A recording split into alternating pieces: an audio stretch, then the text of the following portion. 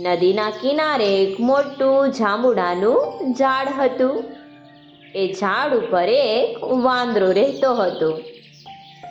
વાંદરો તો એક ડાળી પરથી બીજી ડાળી પર કૂદકા મારતો અને જાંબુ ખાતો.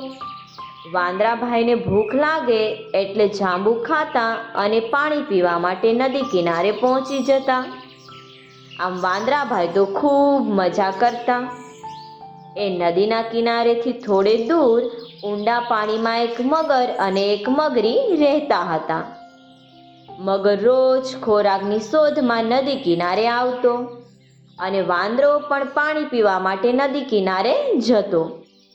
તેઓ રોજ એકબીજાને મળતા. આમ બંને વચ્ચે મિત્રતા થઈ ગઈ.